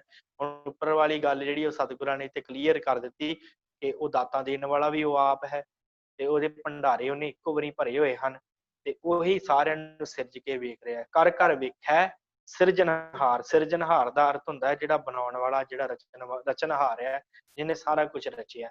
ਕਹਿੰਦੇ ਕਿ ਉਹ ਜਿਹੜਾ ਅਕਾਲ ਪੁਰਖ ਪਰਮਾਤਮਾ ਹੈ ਉਹ ਸਾਰਿਆਂ ਨੂੰ ਕਰਕੇ ਬਣਾ ਕੇ ਸਿਰਜ ਕੇ, ਇਹ ਨਹੀਂ ਕਿ ਵੱਖਰਾ ਹੋ ਗਿਆ, ਉਹ ਸਾਰਿਆਂ ਦੇ ਵਿੱਚ ਬੈਠਾ ਨੂੰ ਦੇਖ ਰਿਹਾ। ਨਾਨਕ ਸੱਚੇ ਕੀ ਸਾਚੀ ਕਾਰ। ਇਹ ਅਕਾਲ ਪੁਰਖ ਪਰਮਾਤਮਾ ਦੀ ਜਿਹੜੀ ਹੈ ਕਾਰ ਸੱਚੀ ਹੈ। ਉਹਦਾ ਜਿਹੜਾ ਕੰਮ ਹੈ ਉਸ ਅਕਾਲ ਪੁਰਖ ਦਾ ਇਹ ਸੱਚਾ ਕਾਰਜ ਹੈ ਕਿ ਸ੍ਰਿਸ਼ਟੀ ਨੂੰ ਪਾਲਣਾ ਕਰਨੀ, ਸ੍ਰਿਸ਼ਟੀ ਨੂੰ ਖਤਮ ਕਰਨਾ, ਸ੍ਰਿਸ਼ਟੀ ਨੂੰ ਬਣਾਉਣਾ, ਇਹ ਸਾਰਾ ਕੁਛ ਉਹ ਅਕਾਲ ਪੁਰਖ ਆਪ ਹੀ ਕਰ ਰਿਹਾ ਹੈ। ਉਹਦੇ ਦਾਤਾਂ ਦੇ ਭੰਡਾਰੇ ਭਰੇ ਹੋਏ ਹਨ। ਉਹ ਸਾਰਿਆਂ ਨੂੰ ਸਿਰਜ ਕਰਕੇ ਵੇਖ ਰਿਹਾ ਹੈ। ਇਸ ਕਰਕੇ ਉਹਦੀ ਇਹ ਜਿਹੜੀ ਕਾਰਜ ਆ, ਉਹਦਾ ਜਿਹੜਾ ਕਾਰਜ ਹੈ ਉਹ ਸੱਚਾ ਹੈ। ਆਦੇਸ਼ ਦਿਸੇ ਆਦੇਸ਼। ਉਸ ਸੱਚੇ ਅਕਾਲ ਪੁਰਖ ਦੇ ਅੱਗੇ ਝੁਕਣਾ ਚਾਹੀਦਾ ਹੈ, ਨਮਸਕਾਰ ਕਰਨੀ ਚਾਹੀਦੀ। ਆਦੇਸ਼, ਆਦੇਸ਼ ਨਹੀਂ ਪੜ੍ਹਨਾ, ਸੱਸੇ ਦੇ ਪੈਰ ਬਿੰਦੀ ਨਹੀਂ ਲਾਉਣੀ। ਆਦੇਸ਼ ਤਿਸੈ ਆਦੇਸ਼। ਆਦ ਅਨੀਲ ਅਨਾਦ ਅਨਾਹਤ ਜੁਗ ਜੁਗ ਏਕ ਵੇਸ। ਉਹ ਜਿਹੜਾ ਅਕਾਲ ਪੁਰਖ ਪਰਮਾਤਮਾ ਆਦ ਤੋਂ ਮੁੱਢ ਤੋਂ ਇੱਕ ਹੈ, ਜਿਹੜਾ ਅਨੀਲ ਹੈ, ਜਿਹੜਾ ਅਨਾਦ ਹੈ, ਜਿਹਦਾ ਪਾਰਾਵਾਰ ਨਹੀਂ ਪਾਇਆ ਜਾ ਸਕਦਾ, ਜਿਹੜਾ ਨਾਸ਼ ਤੋਂ ਰਹਿਤ ਹੈ, ਅਨਾਹਤ ਜੁਗ ਜੁਗ ਏਕ ਵੇਸ, ਜਿਹੜਾ ਸਾਰਿਆਂ ਯੁੱਗਾਂ ਦੇ ਵਿੱਚ ਨਿਰੰਤਰ ਵਰਤ ਰਿਹਾ ਹੈ। ਸੋ ਸਾਧ ਸੰਗਤ, ਆਪਾਂ ਅੱਜ ਪੌੜੀਆਂ 4 ਜਿਹੜੀਆਂ ਇੱਥੋਂ ਤੱਕ ਆਪਾਂ ਕਰ ਲਈਆਂ ਤੇ ਫਿਰ ਉਸ ਤੋਂ ਬਾਅਦ ਇੱਕ ਦੂਜੀ ਬੋਲਕ ਹੋਏ ਤੇ ਆਖਣ ਜੋਰ ਚੁੱਪਿਆ ਨੇ ਜੋ। ਇਹ 2 ਪੌੜੀਆਂ ਕਰਨ ਤੋਂ ਬਾਅਦ ਫਿਰ 5 ਖੰਡ ਜਿਹੜੇ ਉਹ ਆਰੰਭ ਹੋਣੇ ਆ। 5 ਖੰਡਾਂ ਦੀ ਵਿਚਾਰ ਹੈ ਤੇ ਬਹੁਤ ਔਖੀ, ਕਿਉਂਕਿ ਸਤਿਗੁਰਾਂ ਨੇ ਬਹੁਤ ਵੱਡੀ ਫਿਲਾਸਫੀ ਉਹਨਾਂ ਦੇ ਵਿੱਚ ਦੱਸੀ ਹੈ। ਪਰ ਕੋਸ਼ਿਸ਼ ਕਰਾਂਗੇ ਜਿੰਨੀ ਕਿ ਸਤਿਗੁਰਾਂ ਨੇ ਸਮੱਤ ਬਖਸ਼ੀ ਉਸ ਹਿਸਾਬ ਦੇ ਨਾਲ ਵਿਚਾਰਨ ਦੀ ਕੋਸ਼ਿਸ਼ ਕਰਾਂਗੇ। ਤੋ ਸਤਿਗੁਰਾਂ ਨੇ ਇਹ ਜਿਹੜੀਆਂ 31 ਪੌੜੀਆਂ ਦੀ ਬਖਸ਼ਿਸ਼ ਕੀਤੀ ਸੀ, ਸਤਿਗੁਰਾਂ ਦੀ ਕਿਰਪਾ ਦੇ ਨਾਲ ਇੱਥੇ ਆਪਾਂ ਸਮਾਪਤੀ ਕਰਦੇ ਹਾਂ ਜੀ।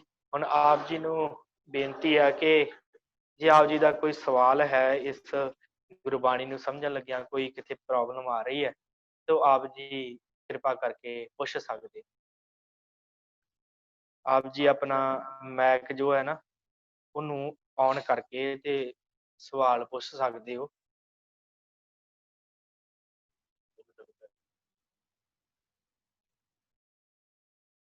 ਵਾਹਿਗੁਰੂ। ਠੀਕ ਹੈ ਸਾਧ ਸੰਗਤ ਜੀ, ਜੇ ਤੁਹਾਡਾ ਨਹੀਂ ਕੋਈ ਸਵਾਲ ਤੇ ਕੋਈ ਗੱਲ ਨਹੀਂ, ਤੁਸੀਂ, ਮੈਂ ਸਵੇਰੇ ਵੀ ਕਿਹਾ ਸੀ ਕਿ ਜੇ ਤੁਸੀਂ ਇਦਾਂ ਨਹੀਂ ਪੁੱਛ ਸਕਦੇ ਤੇ ਸਵਾਲ ਕੋਈ ਵੀ ਹੋਵੇ, ਕਈ ਤਰ੍ਹਾਂ ਦੇ ਸਵਾਲ ਮਨ ਵਿੱਚ ਆ ਜਾਂਦੇ ਜਦੋਂ ਅਸੀਂ ਸੁਣਦੇ ਹਾਂ, ਤੇ ਕੋਈ ਗੱਲ ਨਹੀਂ, ਤੁਸੀਂ ਬਿਨਾਂ ਕਿਸੇ ਝਿਜਕ ਤੋਂ ਤੁਸੀਂ ਸਪੈਸ਼ਲ ਮੈਸੇਜ ਭੇਜ ਕੇ WhatsApp ਦੇ ਉੱਤੇ ਸਵਾਲ ਪੁੱਛ ਸਕਦੇ ਹੋ, ਵੌਇਸ ਮੈਸੇਜ ਕਰਕੇ ਸਵਾਲ ਪੁੱਛ ਸਕਦੇ ਹੋ, ਫੋਨ ਕਾਲ ਕਰਕੇ ਸਵਾਲ ਪੁੱਛ ਸਕਦੇ ਹੋ। ਅਸੀਂ ਤੁਹਾਡੇ ਕਰਕੇ ਇੱਥੇ ਬੈਠੇ ਹਾਂ, ਕੋਈ ਗੱਲ ਨਹੀਂ। ਜਦੋਂ ਵੀ ਤੁਹਾਡੀ ਇੱਛਾ ਹੋਵੇ ਉਸ ਤਰੀਕੇ ਨਾਲ ਤੁਸੀਂ ਸਵਾਲ ਪੁੱਛ ਸਕਦੇ ਹੋ। ਤੇ ਜੇ ਤੁਸੀਂ ਕਹੋ ਕਿ ਅਸੀਂ ਸਵਾਲ ਪੁੱਛ ਲਿਆ ਪਰ ਸਾਡਾ ਨਾਂ ਨਾ ਆਵੇ, ਅਸੀਂ ਉਸੇ ਤਰੀਕੇ ਦੇ ਨਾਲ ਸੰਗਤ ਦੇ ਵਿੱਚ ਵਿਚਾਰਾਂਗੇ ਸਵਾਲ ਨੂੰ ਆਪਣੇ ਹਿਸਾਬ ਦੇ ਨਾਲ। ਤੁਸੀਂ ਚਿੰਤਾ ਨਾ ਕਰਨੀ, ਆਪ ਜੀ ਨੇ ਸਵਾਲ WhatsApp ਵੀ ਕਰਦੇ ਨੇ। ਸੋ ਇੰਨੀਆਂ ਕੁ ਬੇਨਤੀਆਂ ਪ੍ਰਵਾਨ ਕਰਨੀਆਂ ਹੋਈਆਂ ਭੁੱਲਾਂ ਚੁੱਕਾਂ ਦੀ ਖਿਮਾ। ਬੁਲਾਓ ਫਤਿਹ ਜੀ। ਵਾਹਿਗੁਰੂ ਜੀ ਕਾ ਜੀ ਕਾ ਖਾਲਸਾ ਵਾਹਿਗੁਰੂ ਜੀ ਕੀ ਫਤਿਹ।